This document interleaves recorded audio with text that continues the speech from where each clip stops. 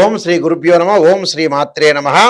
వాగర్ధావివ సంప్రోక్తో వాగర్ధ ప్రతిపత్తే జగతో పితరౌ వందే పార్వతీ పరమేశ్వరౌ. వ్యాసాయ విష్ణురూపాయ వ్యాసరూపాయ విష్ణవే నమో వై బ్రహ్మనిదే వాసిష్ఠాయ నమో నమ.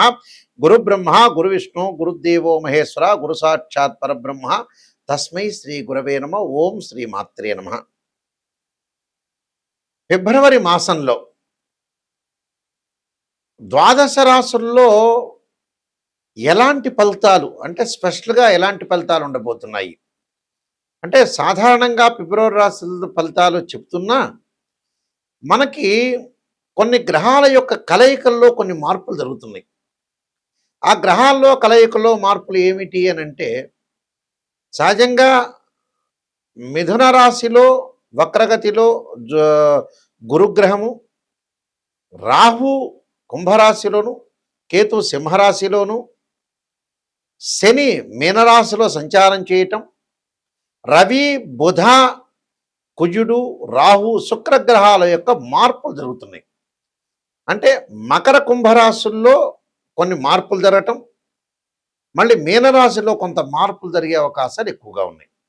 మరి ఈ గ్రహాల యొక్క కలయిక వల్ల అసలు ఫిబ్రవరి మాసంలో ఉన్న 28 రోజుల్లో కూడా కొన్ని ప్రత్యేకమైన ఫలితాలు చెప్పుకోవచ్చు. అంటే ఆ ప్రత్యేకమైన ఫలితాల్లో ఏ విధంగా ఉండబోతుంది ఇవన్నీ కూడా గోచారరీత్యా చెప్పబడే ఫలితాలు గుర్తుపెట్టుకోండి. బర్త్ చార్ట్ వేరు, గోచారం వేరు. అయితే గోచారం ఎందుకు చెబుతున్నానంటే మన లైఫ్ అనేది ఎప్పుడు కూడా ఒక సెకండ్లోనే మారిపోవచ్చు. కానీ అలానే బర్త్ చార్ట్ 80% రిజల్ట్స్ ఇస్తుంది. గోచారం ఎప్పుడు కూడా 20%. చాలామంది కూడా ఆలోచన చేస్తుంటారు గోచారాన్ని గురించి. ఎప్పుడు కూడా బర్త్ చార్ట్ అంటే ఒక చెట్టుకి కింద వేళ్ళు, గోచారం అంటే ఆ చెట్టుకి ఏదైతే వేళ్ళు ఉంటాయో ఆ వేళ్ల పైన కాండం ఉంటుంది, కాండంకి కొమ్మలు ఉంటాయి, ఆ కొమ్మలకు ఆకులు ఉంటాయి. ఆకులు ఎలా ఉంటాయి? రైన్ సీజన్లో వస్తాయి, వింటర్ సీజన్లో ఉంటాయి, సమ్మర్ సీజన్లో రాలిపోతుంది. ఆ రాలిపోయేదాన్నే గోచారం అంటారు. అంటే వితిన్ సెకండ్లో మంచి చేసేది. అంటే ఎంతవరకు మనం ఆక్సిజన్ తీసుకోగలుగుతున్నాం అనేది గోచారం. అసలు నిజంగా శరీరంలో విటమిన్స్ ఉన్నాయా, శరీరంలో ఏం ప్రాబ్లం ఉందా లేదా, లాంగ్ రన్లో ఎలాంటి ప్రాబ్లం రాబోతున్నాయి లైఫ్లో అని మెడికల్గా మనం వెళ్తూ ఉంటాం చూసారా, అది బర్త్ చార్ట్ అని అర్థం. అదే వేళ్ళు అంటారు. అంటే వేళ్ళు బాగుంటేనే ఆకులు వస్తాయి. వేళ్ళు బాగలేదనుకోండి ఆకులు రావు, చిగురించదు ఆ చెట్టు. అసలు చిగురిస్తుందా లేదా అనేది మనం తెలుసుకోవాలంటే ఖచ్చితంగా ఫిబ్రవరి మాసంలో స్పెషల్ రిజల్ట్స్, స్పెషల్ ఫోకస్, స్పెషల్గా మన లైఫ్లో ఏం జరగబోతుంది అనే గోచార రీత్యా ఎలాంటి జాగ్రత్తలు తీసుకోవాలి, ఎలా సేవ్ కావాలి, ప్రతిదీ కూడా గుర్తుపెట్టుకోండి. నెగిటివ్ ఫస్ట్ తెలుసుకోవాలి, తర్వాత పాజిటివ్. పాజిటివ్ ఏముందండి, ఎవరైనా పక్కన వాళ్ళైనా పొగుడుతారు, ఆస్ట్రాలజర్ని అప్రోచ్ అవ్వాల్సిన పని లేదు. నెగిటివ్ తెలుసుకుంటే దాన్ని మనం ఎలా తిప్పుకోగలుగుతాం, లైఫ్ని ఎలా టర్నప్ చేసుకోగలుగుతాం, ఎలా టర్నప్ చేసుకొని మనం ముందుకు వెళ్తాం అనే విషయాలు గ్రహించాలి మీరందరూ కూడా.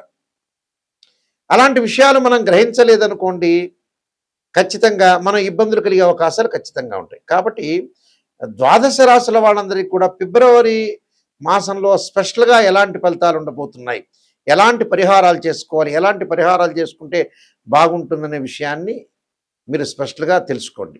కుంభరాశి వాళ్ళకి ఫిబ్రవరి మాసంలో స్పెషల్ ఫలితాలు ఏ విధంగా ఉండబోతున్నాయి అంటే ఎందుకు చెప్పబోతున్నాం అంటే పంచగ్రహ కూటములు, చాతుర్గ్రహ కూటములు రకరకాలుగా ఏర్పడుతున్నాయి కాబట్టి అందులో ఏ విధంగా ఉండబోతుందంటే కుంభరాశి వాళ్ళకి ధనిష్ఠా నక్షత్రం 3, 4 పాదాలు జన్మించిన వాళ్ళకి, శతభిష నక్షత్రం 1, 2, 3, 4 పాదాలు జన్మించిన వాళ్ళు, పూర్వాభాద్ర నక్షత్రం 1, 2, 3 పాదాలు జన్మించిన వాళ్ళందరూ కుంభరాశి అవుతారు. కుంభరాశి వాళ్ళకి ఏ విషయంలో అయినా కూడా మీ మాట నెగ్గే అవకాశాలు ఎక్కువ ఉండటం, ఇంపార్టెంట్ అనేది మీకు ఎంప్లాయ్మెంట్ అంటే ఉద్యోగంలో ప్రాధాన్యత పెరగటం, ఎటువంటి ప్రయత్నం చేసినా కూడా సర్వత్రా విజయం లభించడం, ఆదాయ ప్రయత్నాలు సఫలీకృతం కావటం, ఆదాయానికి లోటు ఉండదు, ఆకస్మికంగా ధనప్రాప్తి కలిగే అవకాశాలు ఉంటాయి, విదేశాలకు వెళ్ళే అవకాశాలు, పెండింగ్ పనులు పూర్తి కావటం, కుటుంబ సభ్యుల మధ్య ఖర్చులు బాగా పెరగటం, వృత్తి వ్యాపారాల విషయంలో మంచి లాభాలు కలిగే అవకాశాలు, వ్యక్తిగత సమస్యలు కూడా పరిష్కారం చేసుకోవటం, ఉద్యోగంలో ప్రోత్సాహకరంగా వాతావరణం ఉండే అవకాశాలు, నిరుద్యోగులకి సొంత ఊర్లకు వెళ్ళి ఉద్యోగాలు చేసుకునే అవకాశాలు, విద్యార్థులకు కొద్దిగా అంటే శ్రమ పడితే మంచి రిజల్ట్స్ వచ్చే అవకాశాలు ఎక్కువ ఉంటాయి. వివాహ ప్రయత్నాలు, శుభ కార్యక్రమాలు జరిగే అవకాశాలు బాగా ఎక్కువ ఉంటాయి. అంటే శుభ కార్యక్రమాలే కాదు, ఎవరికీ కూడా హామీలు ఇవ్వద్దండి. సరైన ప్రణాళికతోటి ముందుకు వెళ్ళండి. విద్యార్థులు అధిక శ్రమ పడండి, అన్నీ సఫలీకృతం అవుతాయి. ఉద్యోగంలో మార్పులు, స్థానచలనాలు జరగటం, వాహన ప్రమాదాలు జరగకుండా చూసుకోండి. ఆరోగ్యపరంగా ఇబ్బందులు లేకుండా చూసుకోండి. ఏది కూడా లైఫ్లో నెగ్లెక్ట్ చేయొద్దండి. ప్రతిదానికి కూడా చాలా జాగ్రత్త వహించి ముందుకు వెళ్ళండి.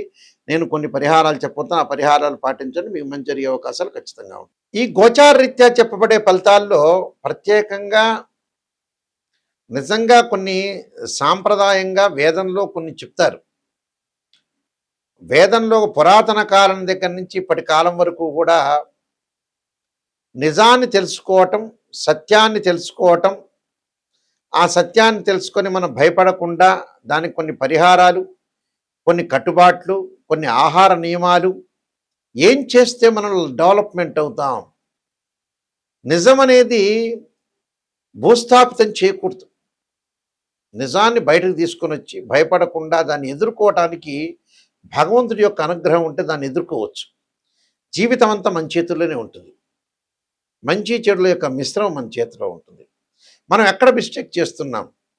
ఉదాహరణకి ఒక అమ్మాయి పెళ్లి చేయాలంటే చాలా లేట్ చేస్తుంటారు పేరెంట్స్. నేను చూస్తుంటాను రోజు జాతకాల్లో. వేరే వాటిలో ఖర్చు పెడుతుంటారు, వాళ్ళు పుణ్యక్షేత్రాలకు వెళ్తున్నారు, అన్నీ వెళ్తుంటారు. ఆ అమ్మాయి పెళ్లి చేయాలంటే అబ్బాయి అక్కడ వైజాగ్లో ఉన్నాడండో, లేకపోతే కరీంనగర్లో ఉన్నాడో, లేదా కర్నూలులో ఉన్నాడో ఆలస్యం చేసి డబ్బులు ఎందుకు ఖర్చు అవుతాయని దండగనే పాయింట్ మీద ఉన్న వాళ్ళు ఎంతోమంది ఉన్నారు. చివరికి ఆ అమ్మాయి వయసు దాటిపోతుంది, వివాహం చేయలేకపోతారు. అదొకటి. డబ్బులు దేనికి ఖర్చు చేయాలో టోటలీ అట్టర్ ఫెయిల్ అయ్యాడు మనిషి. డైరెక్ట్ చెప్తున్న విషయం. ఎందుకు? మన చేతుల్లో ఉంటే లైఫ్, మన చేతుల్లో ఉన్నదాన్ని మనం చెడగొట్టుకోవటంలో సిద్ధాస్తుల్లో మానవుడు ముఖ్య పాత్ర వహిస్తాడు. జాతకాన్ని చూపించుకొని మనం ఏ ఆహారం వాడాలి, ఎప్పుడు అమ్మాయికి పెళ్లి చేయాలి, దేనికి ఖర్చు పెట్టాలి. కొంతమంది అనవసరంగా ఆస్ట్రాలజర్స్ని అప్రోచ్ కాకుండా ఏదో వ్యాపారం పెడుతూ ఉంటారు. ఆ వ్యాపారం నష్టపోతుంటారు. చివరికి నష్టపోయిన తర్వాత చివరికి ఆస్ట్రాలజర్ని అప్రోచ్ అవుతాడు. ఆస్ట్రాలజర్ ఏం చేయలేడు. 70 ఏళ్ళు అయిపోయిన తర్వాత నేనేం చేయాలి గురువుగారు, నాయకంటి గారు అంటే ఏం చెబుతాం? 45 ఏళ్ళు కాగానే అమ్మాయికి పెళ్లి చేయకుండా, అబ్బాయికి పెళ్లి చేయకుండా, కొంతమందికి అస్సలు పేరెంట్స్ కూడా అసలు ఏం ఆలోచన చేయకుండా అలానే ఉంటారు. సంతానం కానీ, వివాహం కానీ, ఫైనాన్షియల్ పరంగా డెవలప్మెంట్ కానీ చాలా తొందరగా యాక్టివ్ కావాలి మనిషి. ఉదాహరణకి ఒక భార్యాభర్తలు ఇద్దరు కూడా పెళ్లి చేసుకుంటారు, విపరీతంగా డబ్బు సంపాదిస్తారు, కానీ సంతానం వరకు వెళ్ళరు. మరి ఆ డబ్బు ఏం చేస్తారో అదే అర్థం కాదు. సంతానం లేకపోతే డబ్బు ఎందుకండి మనిషికి? ఏదో మినిమం బ్యాలెన్స్ అనేది కావాలి.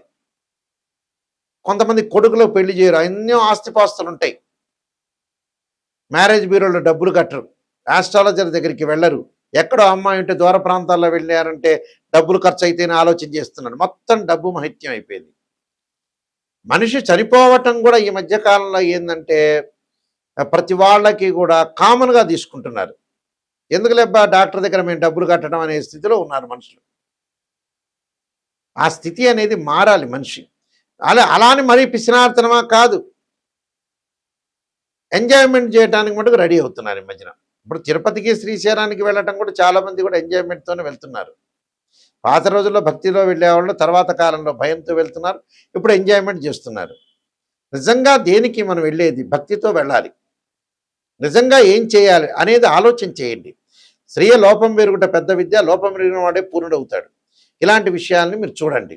అయితే ప్రత్యేకంగా ఉద్యోగపరంగా ఇబ్బందులు కలుగుతున్న వాళ్ళు రవి యొక్క ఆరాధన చేయటం, అలానే మానసికంగా ఆందోళన చెందుతున్న వాళ్ళు క్షీరపుత్రాయజ్ఞ అమృతతత్వాయధీమే తన్నో చంద్ర ప్రచోదయాత్ అనే మంత్రాన్ని, ఉద్యోగపరంగా ప్రయత్నాలు విఫలమవుతే సూర్య నమస్కారాలు, సూర్య అష్టకాన్ని చదవటం ఒకటి. వివాహం కాని స్త్రీ పురుషులు ఎవరైతే ఉంటారో స్త్రీలు ముఖ్యంగా వరపాస్పద రుద్రాభిషేకం, అఘోర గౌరీ పాస్పద రుద్రాభిషేకం, దానికి సంబంధించి జాతకాన్ని చూపించుకోవాలి. అబ్బాయికి వివాహం కాలేదంటే కన్యాపాస్పద రుద్రాభిషేకం. అలానే జాతక పరంగా ఇంకా ఏం దోషాలు ఉన్నాయి, వివాహాల పరంగా కూడా దోషం కలుగుతుంటుంది, చాలామందికి కూడా తెలియదు. వివాహ పరంగా కూడా, ఫైనాన్షియల్ పరంగా, ఉద్యోగ పరంగా, ఆరోగ్య పరంగా కొన్ని కారణాలు ఉంటాయి. కాలసర్ప దోషమని, సర్పదోషమని, పునర్భవ దోషమని, బర్త్ చార్ట్లో 2nd place, 7th place, 8th place, 12th place చూడాలి. అలానే పునర్భవ దోషము. పునర్భవ దోషం అంటే కాలయాపన జరగటం, జాతకంలో ఏది ముందుకు వెళ్ళలేకపోవటం, దగ్గరకు వచ్చినట్టు వచ్చి పని వెనక్కి వెళ్ళిపోవటం. అలానే మాంగళిక దోషాలు, భర్త మరణం కావటం, భార్య ఆరోగ్యం బాగలేకపోవటం, కొంతమందికి సంతానం కలగలేకపోవటం, గురుబలం బాగలేకపోతే, ఇలాంటివన్నీ కూడా జాతకపరంగా రెమెడీ చేసుకొని ముందుకు వెళ్ళాలి. అయితే ఈ మధ్యకాలంలో ఏమవుతుందంటే ఇవన్నీ కూడా కొంతమంది విననట్టుగా ఉండటం ఒకటి, సరిగా చేసుకోలేకపోవటం ఒకటి, ఏదో గుళ్ళల్లో సామూహికంగా చేసుకోవటం ఒకటి, అలాంటివన్నీ ఫలించలేకపోవటం అండి. సరైన పద్ధతిలో ఏదైనా సరే సరైన పద్ధతిలో ఖర్చు చేసుకోండి. ఒక అమ్మాయి పెళ్లి చేయాలి, ఆ అమ్మాయి జాతకపరంగా దోషం ఉంది, మీరు బ్రహ్మాండమైన ఫంక్షన్ హాల్లో చేస్తారు, అది తగ్గించుకోండి కొద్దిగా. దీనికే లక్షలు అయ్యేది ఏమి ఉండదు. ఒక అబ్బాయి పెళ్లి చేయాలి, మనలో మనం ఖర్చు తగ్గించుకొని ముందుకు వెళ్ళాలి. అలా ఆలోచన చేసి ముందుకు వెళ్ళండి. ఫైనాన్షియల్ పరంగా అనవసరమైన ఖర్చులు పెట్టద్దండి. దేనికి ఖర్చు పెట్టాలో దానికి ఖర్చు పెట్టి ముందుకు వెళ్ళండి. మీరేంటంటే ఫస్ట్ ప్రయారిటీ మెడికల్కి, ఆస్ట్రాలజీ, మంచి మ్యారేజ్ బ్యూరోకి ప్రయారిటీ ఇవ్వాలి. అలాంటి వాటిలో కాకుండా సెల్ ఫోన్లో రకరకాల ఎంజాయ్మెంట్కో ఇలాంటి వాటిలో ప్రయారిటీ కాదు. నిజాన్ని తెలుసుకోండి. నిజం తెలుసుకునే వాళ్ళు మాత్రమే నాకు ఫోన్ చేయండి. www.nayakanti.com చూడండి, nayakanti.in చూడండి. నేను నెంబర్ ఆఫ్ ఆస్ట్రాలజీ బుక్స్ రాశాను. కాలసర్పయోగం, కాలసర్పయోగ చంద్రిక, రాహుకేతులు, ఛాయాగ్రహాలు, అలానే పుత్రగణపతి వ్రతము, స్వప్న శాస్త్రము, సర్వదేవతా గోత్రపురులు పార్ట్ 1, పార్ట్ 2, అలానే బృహత్ పరిహార సింధు, దాంతోపాటు Jataka Chandrika, Vivaha Marthandam, production of astrology, number of books రాశాను. మోహన్ పబ్లికేషన్ రాజమండ్రి వాళ్ళ దగ్గర దొరుకుతుంది మీకు. అలానే మా దగ్గర కూడా ఈ పుస్తకాలు లభిస్తాయి. చాలా జాగ్రత్తగా ఆలోచన చేసి ముందుకు పెడితే మీకు మంచి జరిగే అవకాశాలు ఖచ్చితంగా ఉంటాయి.